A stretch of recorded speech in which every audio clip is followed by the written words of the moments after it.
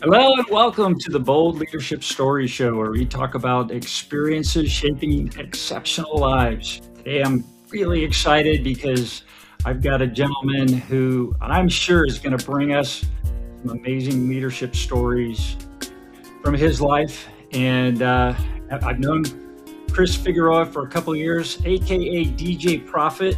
Started as a guy who plays music and evolved into a full identity DJ, coach, trainer, speaker, podcast host.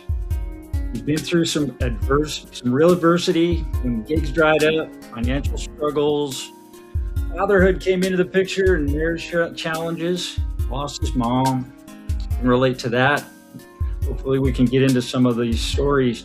And every setback I've noticed with Chris, he becomes better. He levels up, steps into those challenges, and now he operates from peace, purpose, and alignment. And he says he's moved from proving himself into flowing. And I have a hunch we're going to learn a little bit more about that today. So welcome to the show, Chris. Yes, How you sir. doing? I'm awesome. Thank you, James. I appreciate the amazing intro. Grateful to be here, honored to be here, and share a little bit about what I got going on and who I am and what I do. Yeah, that's awesome. So what's of all those things that you're doing, what's your favorite thing right now? Oh gosh, that's a good question. Great question. You know, it's for me. It's never just one thing. It is always it is always a a souffle, if you may, if I may, of things that I have going on. Naturally, being a DJ all these years, I like to be in a lot of different places, do a lot of different things, and dealing with a lot of different people. So I kind of thrive in all of it at once. It's kind of chaotic if you think about it. If you pull it apart from, depends on your perspective of it. But for me, it gives me Yeah. peace to stay busy and doing the things that I love because I'm actually not doing anything I don't love. So with the DJing, the coaching, the hosting, and the mentorship and fatherhood, the being a husband, a brother, uncle, cousin. It never ends. It's just total mix up. That is that kind of what the flow idea is? Yes, it's never being one thing. You become what you're dealing with at that moment and flow as in water, as the late great Bruce Lee would say, become like water, flow with what is happening at the moment, be present and not try to be one thing when you have to be present in the moment to decide how to deal with it. So that's kind of my angle on it, and it's worked out so far so good. So how do you get to a point where you're able to do that? Because I've struggled with it. You start worried about, well, what are people going to think of me if I do this, and what if I make the wrong decision, and you second guess and become like all tangled up in your brain about doing things the wrong way to make somebody pissed off or something. How do you just go through that and not really worry about it? Well, I just kind of come from a place of authenticity for myself and truth with myself. If I feel it and I'm passionate about it and I believe in it, I just kind of go with it and express myself honestly. And there's always going to be someone who's going to be disagreeing or looking to have their feelings hurt or be offended. But that's not my responsibility as a human being. My responsibility is to express myself freely. And as long as I'm not hurting anybody, but Right. Yeah. is to express myself as a creator, as a creative, and in the image of the creator, whoever you believe that to be, and to create with love, passion, and purpose. Beautiful. You're coaching kids. I love that about Yeah, you. Tell me but how that you got into that, and what's your frame of mind when you're coaching the kids? What is it that you're looking to stand up for and step into with them and for them? Now that we're going to speak on it, I got to be honest that the coaching is actually my favorite thing that I I do. knew it. I knew it. It is just so fulfilling to to be able to guide young boys and girls, children, people, um, to believe in themselves and to have a positive mindset in dealing with adversity, because life is nothing but a one problem that you have to solve after another. So, giving them the tools, some of the tools and the belief that people gave to me as a kid and as a athlete and as a coach, the coaches gave to me, is something that am so grateful to pay forward and do that for the community and the kids here in it. Yeah, that's cool. I Can you got into tell? it. I got into it because my son was an athlete, and I was coaching my sons, or he is an athlete, but both of them, all of my kids are athletes. But I started really coaching him during the pandemic because I didn't have any nightlife to do, and I had my daytime is free, and I started coaching him in basketball, and then we moved to football, and it just kind of sprung from there. And now he's in high school, and I'm still doing the youth sports thing. Okay. Which sports do you like to coach? I love football. I love basketball. I would love anything. I coach soccer. Anything team oriented, Hmm. teamwork, personal development, athletic development, mental development, emotional development. What do you see as what the kids these days, like post pandemic, what do you see as the biggest thing that they kind of need right now? Communication, I think they have become less communicative with personal, one-on-one, in-person talking. A Hmm. lot of everything is online, so they're very comfortable expressing themselves freely, being vulnerable freely, being silly freely online when they're typing with their friends, but kind of in person, it lacks a little bit of that same openness. Um, Why do you think that and is? Oh, I definitely think it's a lot of the kids I work with, 6 years ago, pandemic happened, the shutdown. A lot of kids going into kindergarten. The sixth graders now were going into kindergarten. That's when you first get your first kind of dose of social school communication, dealing with other kids, new teacher, new space, lots of kids at the school. You're just in one class. You start really developing your personal skills and your personality, and a lot of them miss that. Same with the, you know, sixth graders then are now 12th graders, so their middle school development was kind of hindered. So there's kind of this weird bubble of kids that kind of grew up in homeschooled and separated in their most crucial developmental Yeah. stages. Gosh, that's such a travesty. I mean, those years, like from sixth grade to I don't know, sophomore in high school, are just they're brutal years. I mean, you're just There total are, mixed up and don't know what's coming on, and your sexual prowess is coming in, and it's like, what's going on?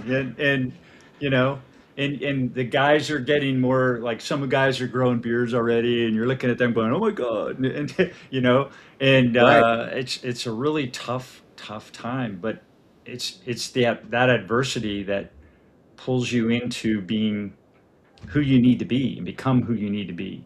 And for I sure. if you miss out on that, I how do you make that up?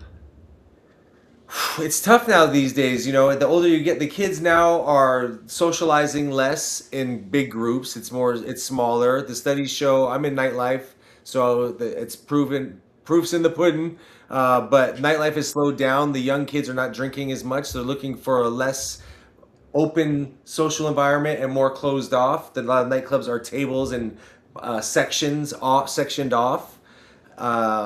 They're grouped off. There's no dance floors. It's all tables. So, you really go there with your friends, and you're not meeting new people. You're just there with the people that you're with, and you never leave that area. Mm. So it's become a less social environment. There's online jobs. There's jobs that you can do from home where you don't have to be in the office and deal with people.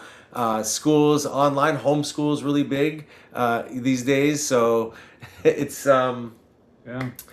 the only way to fix it is to get outside and meet people. Right. It's like, Play sports. Get involved. no, the biggest, scariest thing ever. Yeah, get your kids involved with sports or some kind of like-minded. If they're computer programmers, coders, get them in a social coding class. Got to get your kids out there and get them talking to each other. Yeah.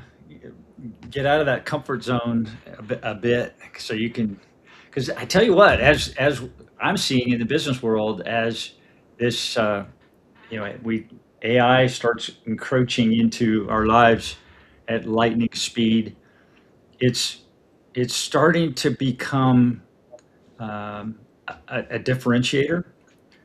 And I think the people who understand that human to human is really the future and not technology. Even though, because tech is getting so powerful, it's becoming a better tool for the right mind. Right. And I see you as someone maybe who could, well, definitely, I see you as someone, you're in that place where you can start influencing those young minds to understand that they have a place and they absolutely are needed, and that being in the moment or in the flow with another human is the magic.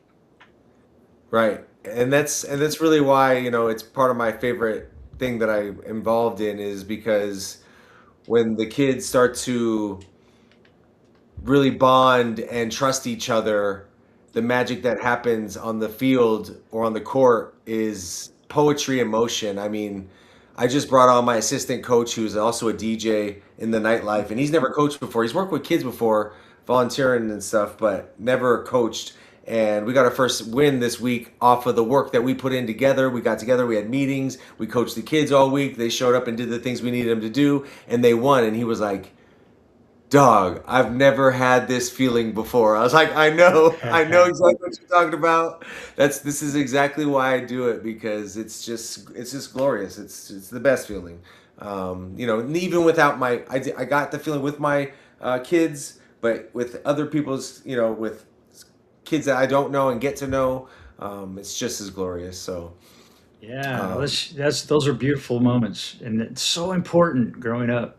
Even, yeah, any time in life, if you can, it comes from that belief that you have a place, and you're filling a role, and it's important, and then there's someone there with you that's also filling a role, and together you're achieving something. If it's a sport, you're achieving a victory, yeah, or you're battling to win, together. And it's community, it's love, it's yeah, trust. It's the basis.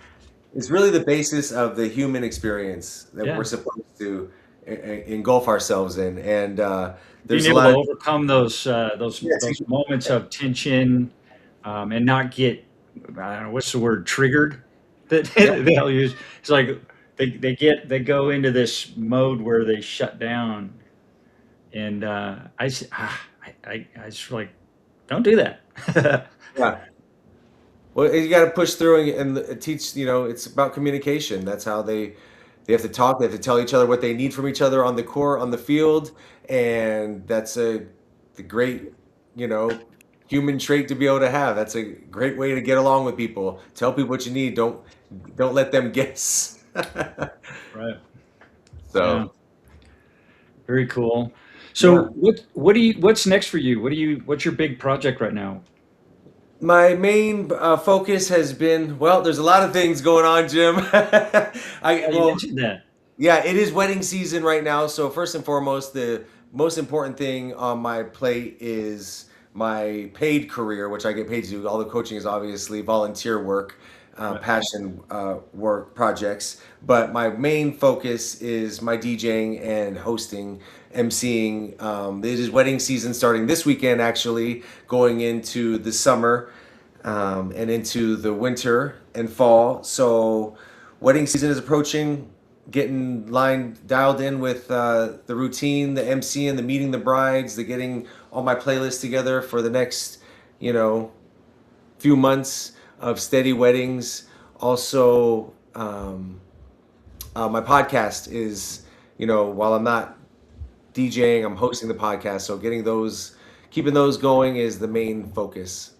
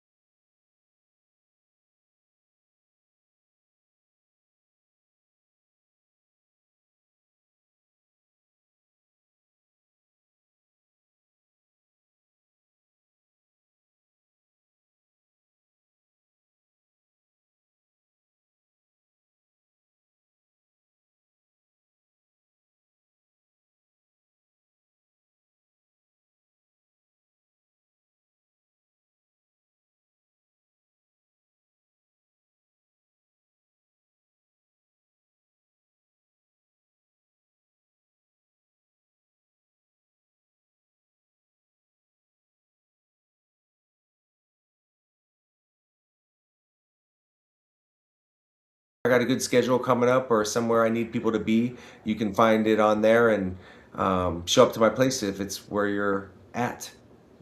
Awesome. Yeah. Yeah, that's really fun. So you're busy doing that. That pays the bills, right?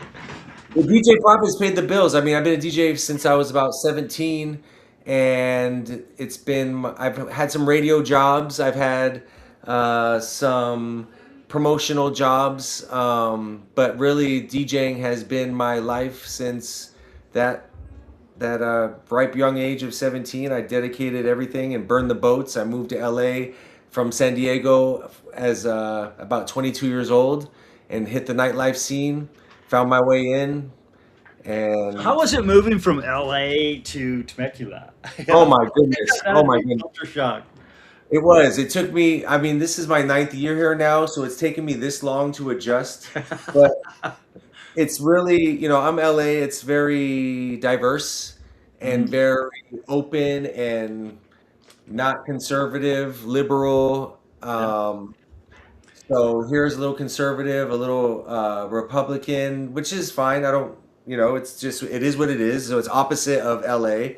Yeah. And it was a little bit awkward at first. I didn't have anywhere to go or anything to do or anybody to talk to that was like-minded that I thought. But then when I got involved in the coaching, I found some parents and some kids, and I found actually, lo and behold, some kids that I went to high school with their parents that I ended up coaching.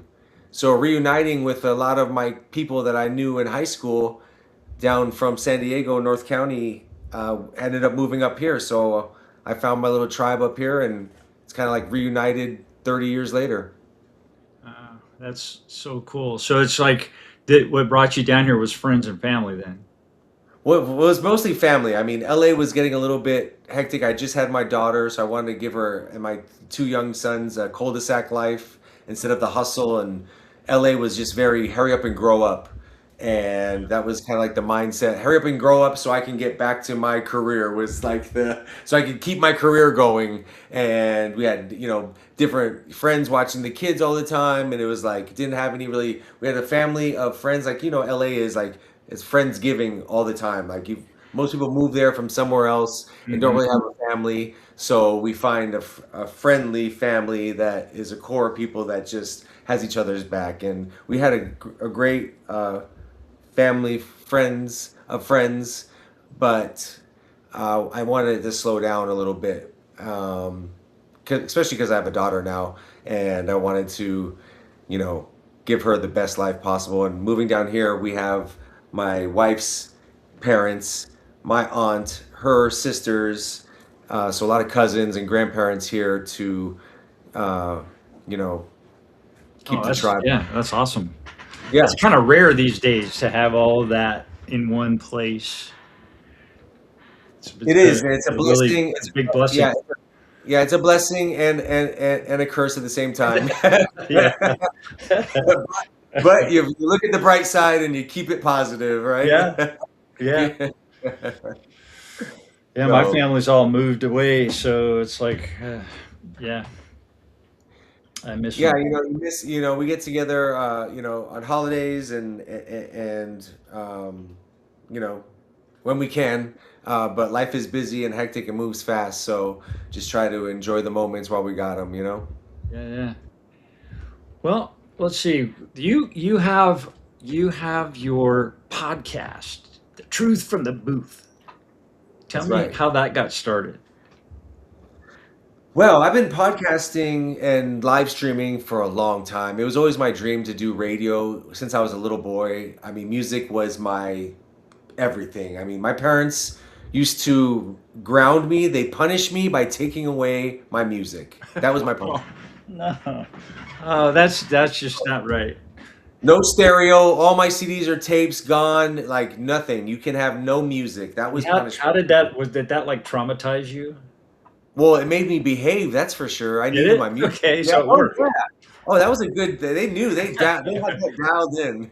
All right. So there was a little window there when I was a little bit of a troublemaker, just going through, preteen, parents divorce, Sure. stepdad, Yeah. family issues, trauma, whatever, and learned real quick to overachieve and have. I love my freedom, so I'd rather not risk that by being an asshole. Sorry, I don't know if you're cussing on here, but I'd rather not risk my freedom and do what's best for me. So I became a amazing student, and I worked really hard at being an athlete, and I did my best to do my best. So I wouldn't have any of my freedoms taken away, especially my music. So that's how.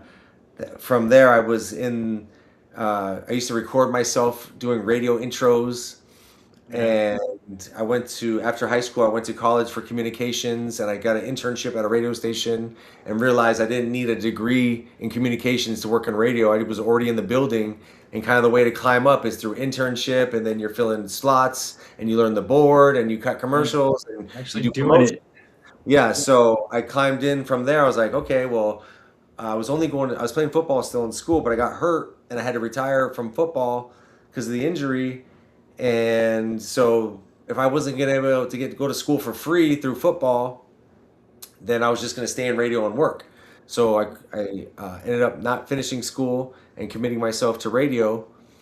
And through the business, I met some DJs. They started giving me records, and I had some friends that their older brothers were DJs, so I started DJing a little bit and playing with their equipment and kind of interning for the DJ, handing out promotional party flyers, carrying their records, and just really fell in love with the craft and the art and the culture, and never let it go.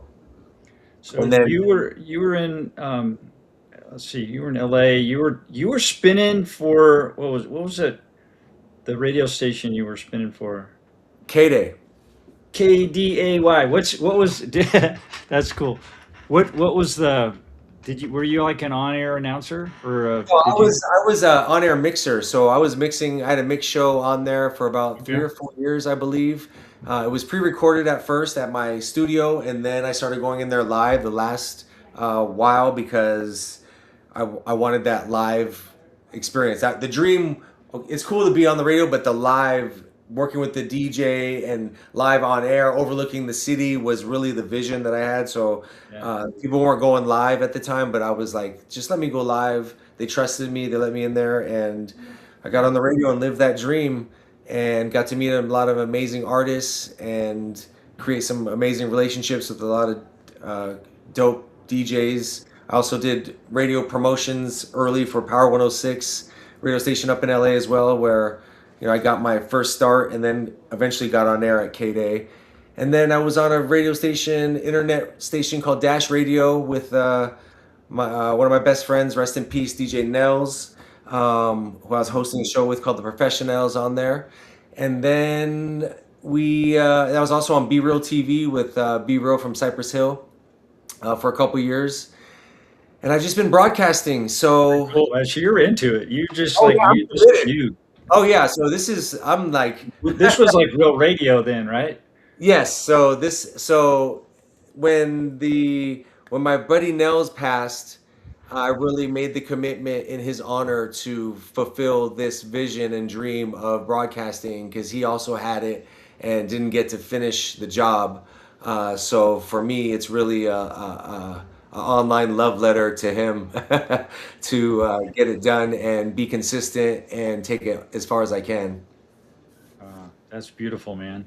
So I've got your Truth from the Booth site here. Yeah, it just went live. We have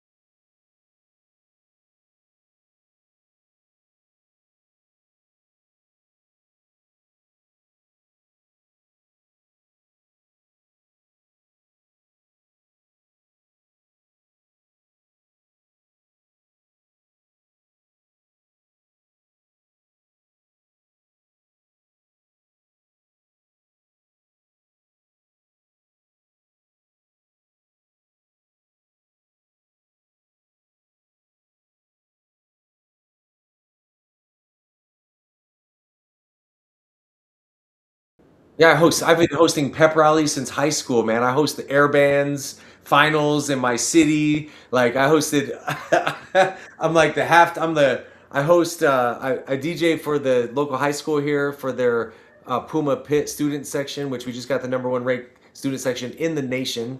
So I also DJ for the basketball, their high school basketball team here. So I'm just a man of the people, trying to keep the people hyped. Fantastic. Well, what's your biggest in all that stuff you've done? There has to have been some times when you had to make decisions, like an inflection point where you had to make a serious, introspection. It's like, where am I going to go next? And there was a real consequence to it. Do you recall a time like that in your life? Yes, there's been a few. Okay. There's yeah, there's been sections of my life where I've had to pivot in order to I've had to give up some things to get to where I want to go. Basically, I had to lock in my discipline with everything. There was a point in my life where I was living the early stage of my DJ life, taking some risks that I shouldn't have been taking as far as, you know, driving under the influence of alcohol, being pulled over, DUI lesson that I learned. I was lucky enough to get a driving, what is it, wet reckless, so I wasn't actually over the limit, but I did have alcohol in my system, which was a Okay. stupid mistake. But I learned that I had to be responsible for myself and not take these risks that will make me sacrifice the life that I love or someone else's. There's been, you know, very young. I lived with, I had was running with the wrong crew and ended up getting locked up, incarcerated, Mm. affiliated with the wrong people until they sorted things out. And that was another life pivot of I've got to be on my own and not be hanging with the, numbskulls. Right. Um, Yeah. Well, I had a few of those. I was yeah, close myself, even, growing up where I did. I managed to figure out how to get myself into some trouble. yeah, and that's part of the process is learning from your mistakes and Yeah. not making those same ones. There was, being immature as far as with business, not getting, not being professional, not being on time, not getting paid on time, and how I handled that emotionally by coming at people aggressively about money as my come up in Hollywood. Let me tell you, Hollywood in the club days was it was almost like not I don't want to say mafia, but it's like you're getting paid, you gotta wait for the promoter. It's just shady, a lot of shady business happening. Okay, so Mm. if you didn't catch the promoter on the way out of the club, you kind of had to be aggressive in getting your money, or they'll slip out the back door or keep putting you off. It just depends on who you work with. A lot of being, and I was young and hungry and wanted to get on and had some, people took advantage of that, my youth and my ignorance. But or they tried to, but I was always a little bit street savvy. Okay. So So yeah, you'd already learned some of those lessons. So yeah, so that's when that stuff didn't work with me. It kind of put me in positions where I kind of burned some bridges, but that's fine. I stood on my ground as far as my business and getting paid, but on a mature level, just putting myself at risk on being that person is never good. Mm. So a lot of personal growth. The pandemic was the 2020 global shutdown was just amazing for me. It was like that was a beautiful time because I had been running straight since 17 years old, DJing, hustling, doing whatever I can do to feed my family. At this time, I've already got, I have 3 children now that I'm responsible for with my wife. And it's been a never ending grind.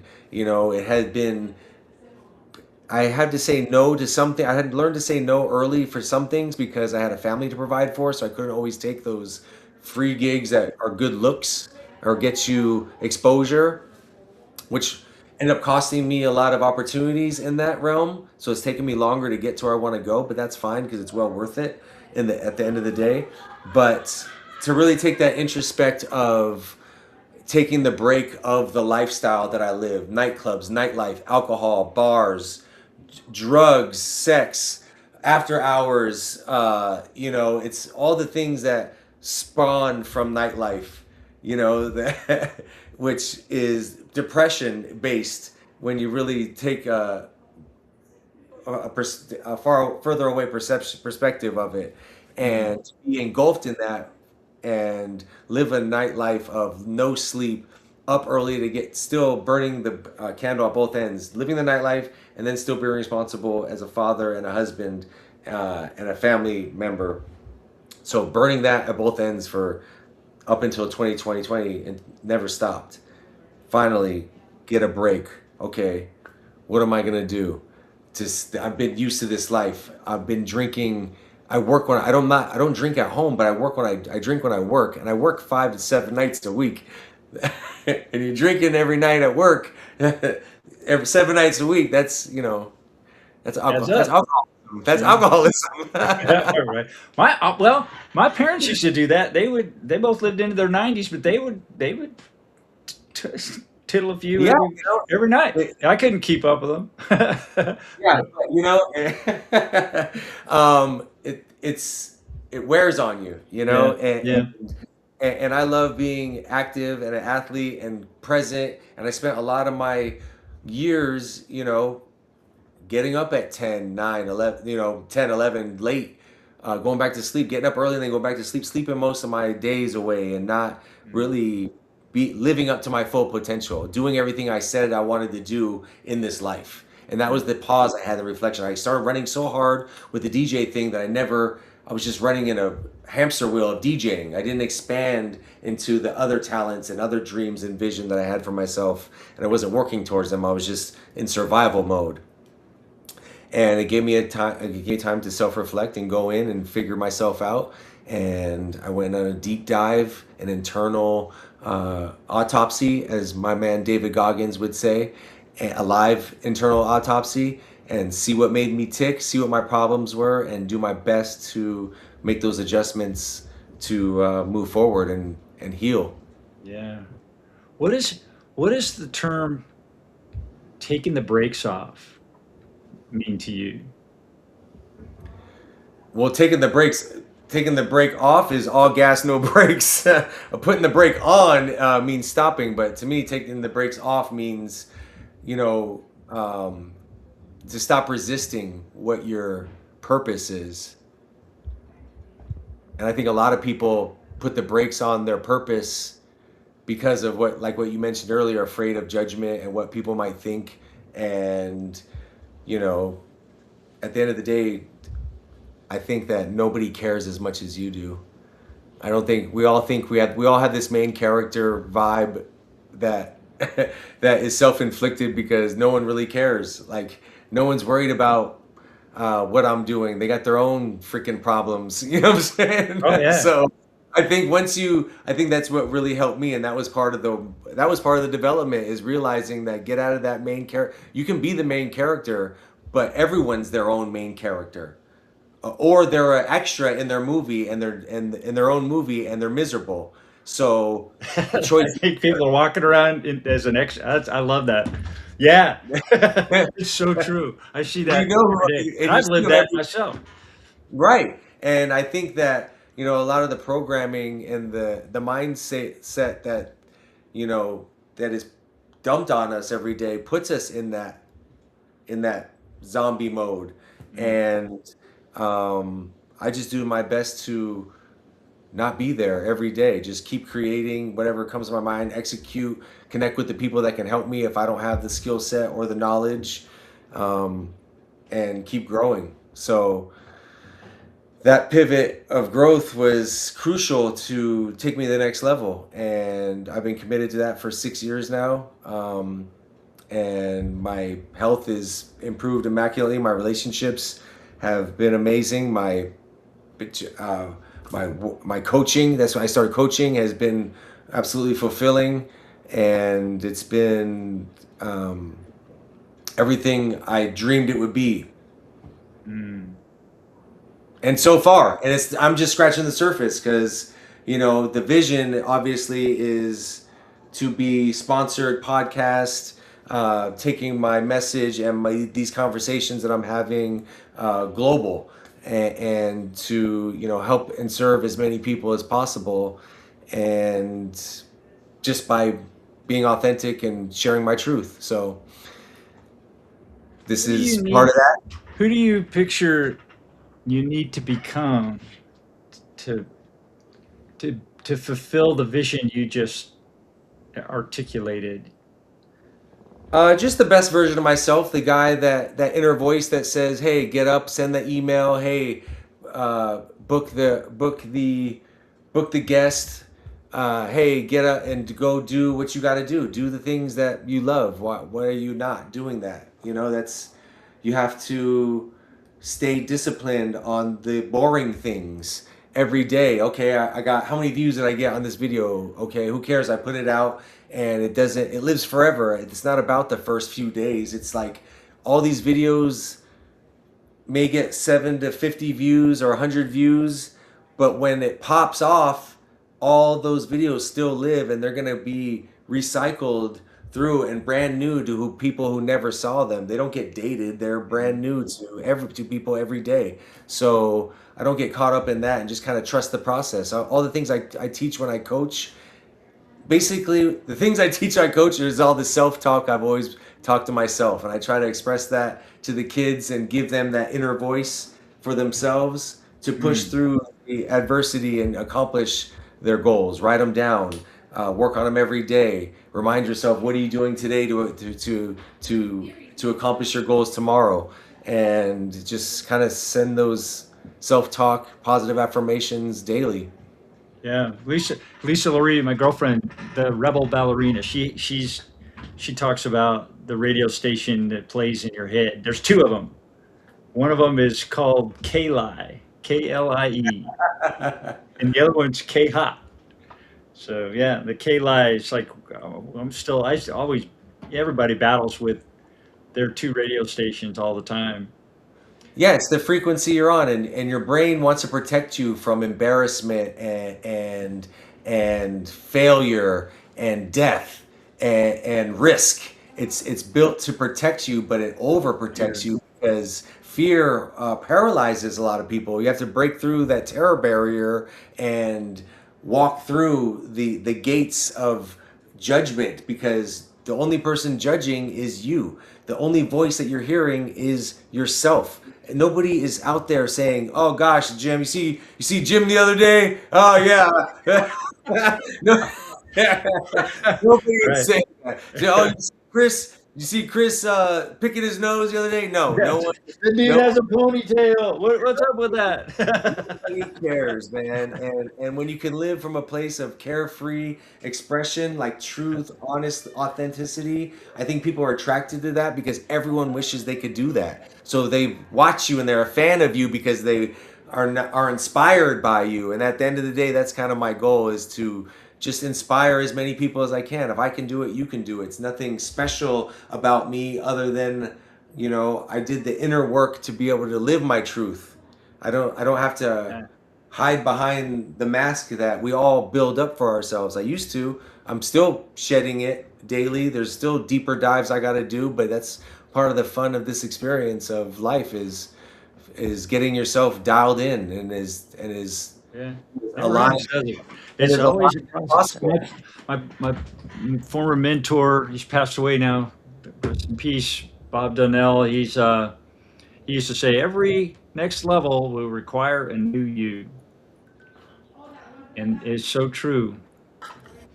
It is. You have to shed skin. You have to sacrifice things that are comfortable to you in order to grow. And I've had to cut a lot of relationships. I've had to protect my boundaries, as far as what I'm willing to give to my friends and family. That just because you are related to people doesn't mean you owe them anything. It is an exchange of energy, and if the vibe isn't right and I'm on a different page, I still love you. I got love for you. We had our experience, but we have grown. I love this. There's this old saying about friends and a train. Your friends are with you for that train's ride, but each of them has their own stop where they get off. Hmm. And some are in for the long haul, some are just there for a brief moment. And you just got to take what you can and give what you can to them and from them and get to your destination. So um, Love that. that's Yeah, that's I've learned recently too. I've got my own 2020 story as well, but share that at a different time. But it's definitely uh, centered around experiencing joy, setting a priority to experience joy every day. For me, that's been amazing. Yeah, I wake up every day, and before as soon as my eyes open, think about the gratitude I'm having for even that happening. If it's Right? dark, Yeah, if no it's box. Oh, I'm good. right, if it's dark, if it's light, I open my eyes, all my limbs work, I'm breathing, my heart's beating, my blood's flowing, my brain is vibrating, the birds are singing, the bees are buzzing. It's just the only way to set off the world correctly is to be grateful for it. And Mm. once you set that base of your day, then you get up and you hydrate, and you're grateful for running water and clean alkaline water, pH balance. You know what I mean? Like there's Hey, so there's so many things before the war starts outside. yeah. You got to get right within you. And I'm big on journaling. I write every day for years now. Um, and just get out the things that you're grateful for, even if it's for your cup of coffee, tea, your water. Like get that out of the way first before you start finding things that aren't right. You know, Yeah. Oh, and so setting that important. and setting that off for me in the day is just when I first get up is just been amazing. And Yeah. then I'll deal with the bills and the problems later. You're While I'm in a at the more gym, relaxed while I'm state. at the gym, that's where I get my aggression out.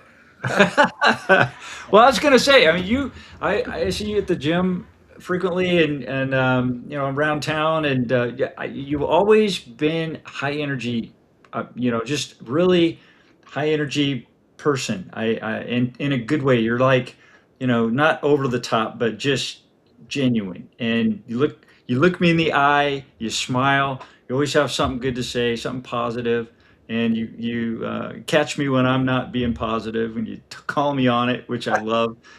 So yeah, yeah, I love being around. You know, being part of your training.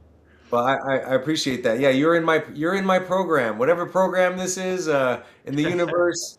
I'm grateful to be in it as a co-player two or one with you.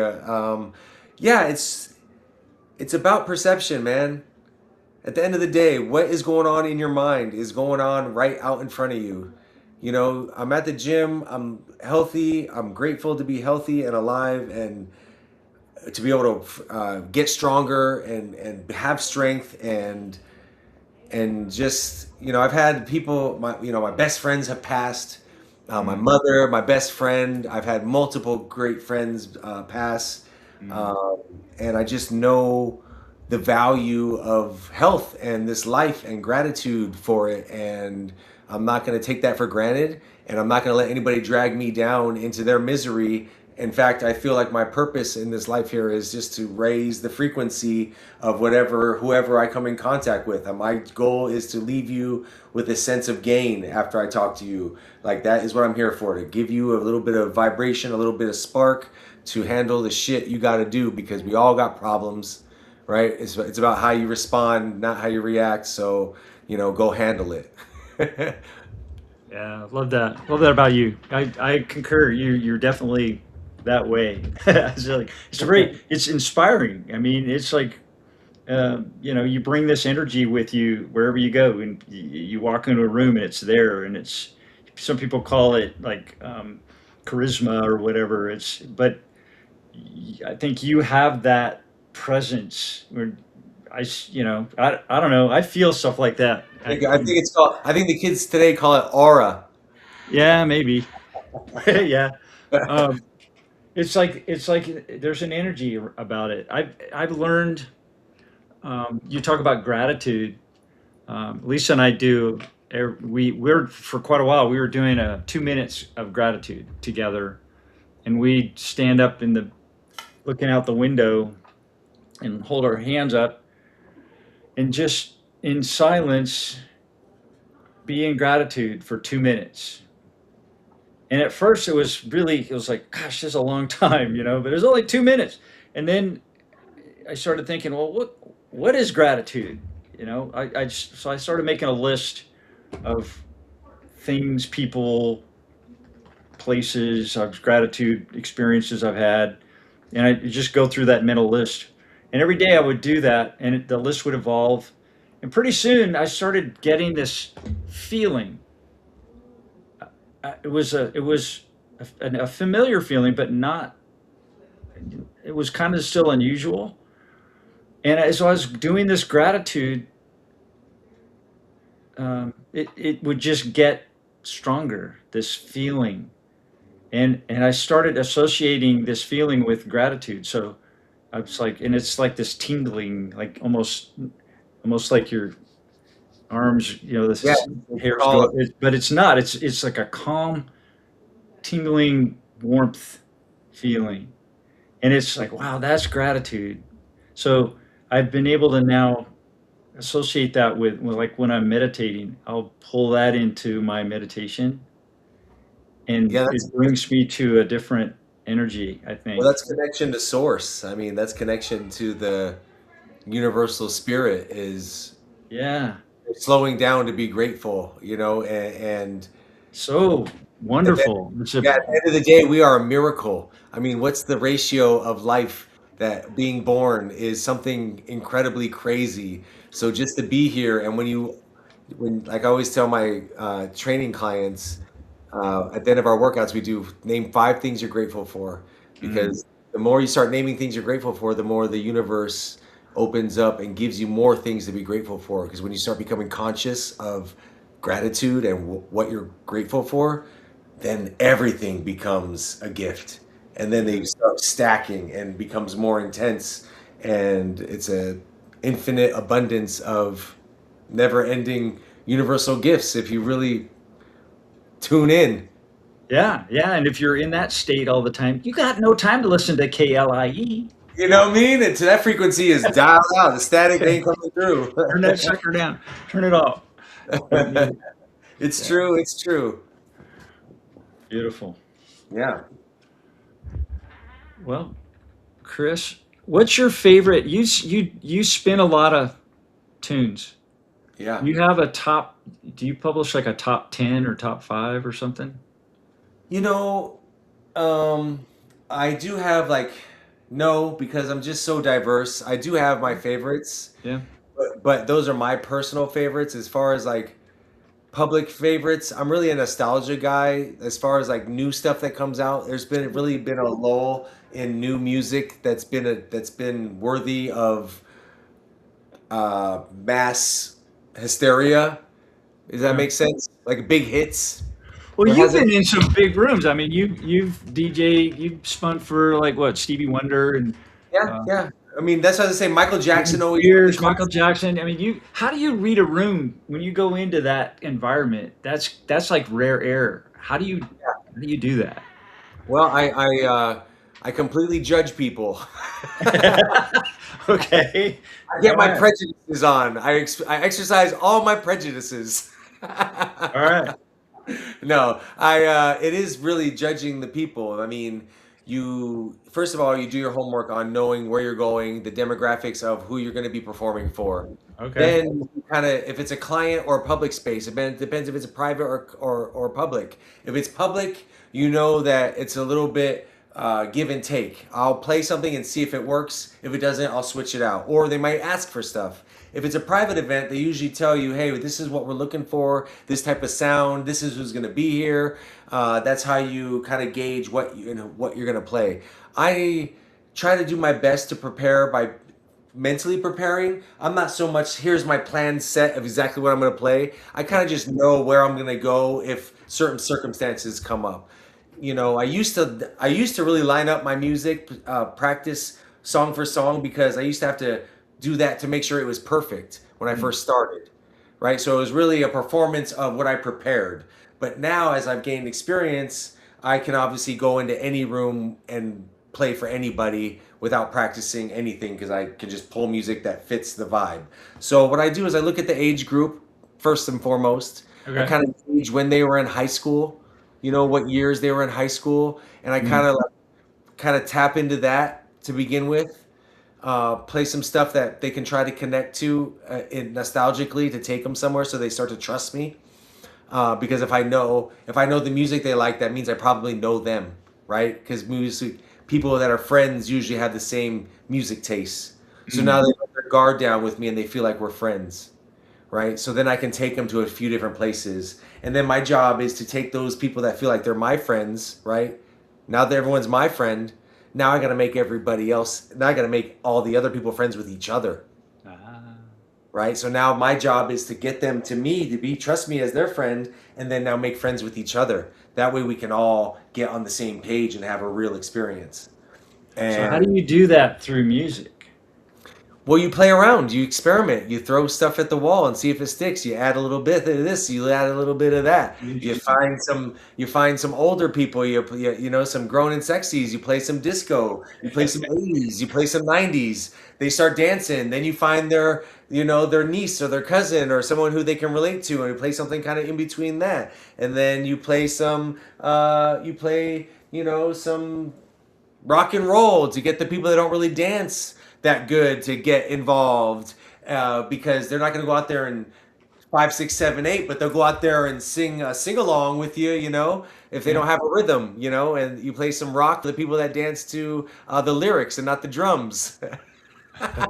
Okay. Wow, there's a lot to this. Yeah, I mean, it's a total psychology, prognosis and diagnostic uh, analysis that I'm doing here while I'm back there trying to pick songs that will fit the mood and create the vibe that I am looking for. So how did you learn that? Is it just like innate inside you that you just picked it up, or do you have DJ meetings where you sit down and talk about There music are those, psychology? there are all those things. I think a lot of it comes from personal family programming. You know, my family Okay. being, So you it's know, new, unique to you. yeah, well, the best, I think the best DJs are, I think it's inbred in them from a young age. My family was a lot on celebrations and parties. We're Puerto Rican Latinos, so we get together and celebrate anything we can, as big as possible. And just seeing the way the music really created the family atmosphere, the dancing, the joking, the laughing, the loving, the crying, the emotions of that young family experience is something that I try to create with people musically wherever I go, take them on that kind of emotional roller coaster to let their guard down and kind of bond with each other through the music, even though they don't really know each other, but they know the music, so they all had the kind of same experience, if that makes sense. Yeah, yeah. That's so cool. That's kind of heritage. It's like your culture and your heritage, and you're pulling that into the story of the music. Yeah, Yeah, it's basically a love story. Every time I DJ, it's like I'm trying to make everyone out there love each other. yeah. And through the lyrics and through the rhythms and the sonic sound and the frequency and the vibrations and the different genres and the cultures that you blend together as a good DJ, can make that magic happen. And that's really the that's really the the main goal is to get one nation under a groove, as they say. Oh, One Nation, and I gotta put a banner up for that. Well, Well, Chris, our hour is about up. So man, we crushed that. That was awesome. yeah, thank you so much for joining me. Is there anything else that's on your mind at this point you want to share? I just, yeah, I just want to say that, I appreciate you having me on the show and considering me Of course, for anytime. Love it. host leadership. Welcome to I come think, back. yeah, I take great pride in being a leader, a coach, a mentor, a confidant, a father, a brother, a friend, somebody that people can lean on and be inspired by. And it's been a work in progress. I'm proud of myself for the work and for tapping into the gift that I've always had, but have kind of resisted just due to ego and personal lack of personal development and trauma based therapy, self therapy, and just really grateful to be able to come on shows like this with people like you and share with you my story and kind of what inspired me and hopefully reach some people and inspire them as well. Oh, beautiful. That's well put. Thank you for saying that. It's definitely inspiring and that's perfect. Just exactly what we need to bring forth here is that energy. So with that, I am going to close because I can't do any better than that. All right. Well, hey, make sure you check out the website, thetruthfromthebooth.com. Check me out on Instagram at DeeJayProphet. That's my DJ page. I also have a coaching page, which is Coach KFIG on Instagram at Coach KFIG.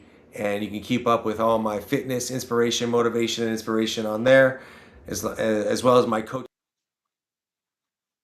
Got two games this weekend, and we are ready to go.